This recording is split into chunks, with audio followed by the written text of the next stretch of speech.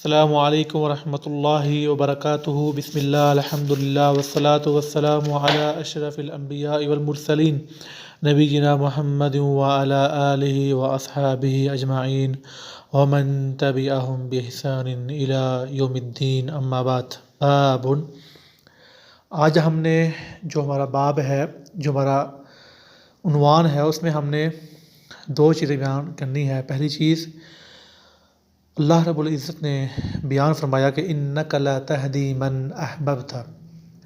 اس آیت میں اللہ نے نبی کریم صلی اللہ علیہ وسلم کو مخاطب کر کے یہ بات بیان فرمائی کہ جس کو آپ چاہیں آپ اسے ہدایت نہیں دے سکتے۔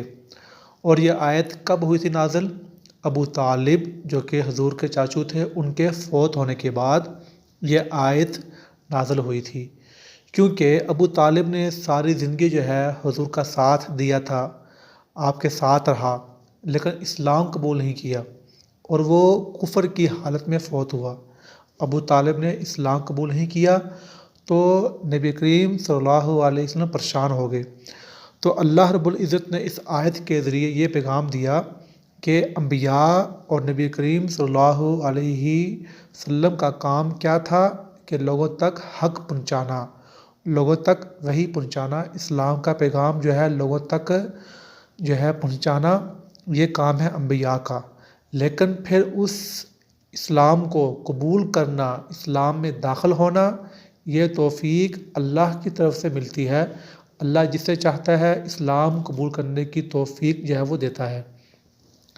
تو اللہ کے نبی صلی اللہ علیہ وسلم نے کہا کہ اب میں اپنے چاچو کے لیے دعا کروں گا بخشش کی۔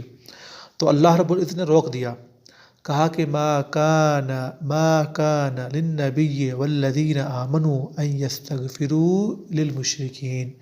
کسی بھی نبی کے لیے جائز نہیں ہے اور نہ ہی مسلمانوں کے لیے جائز ہے کہ وہ اپنے فوت ہونے والے مشرکین کے لیے دعا کریں، اگرچہ ان کے عزیز ہی کیوں نہ ہوں۔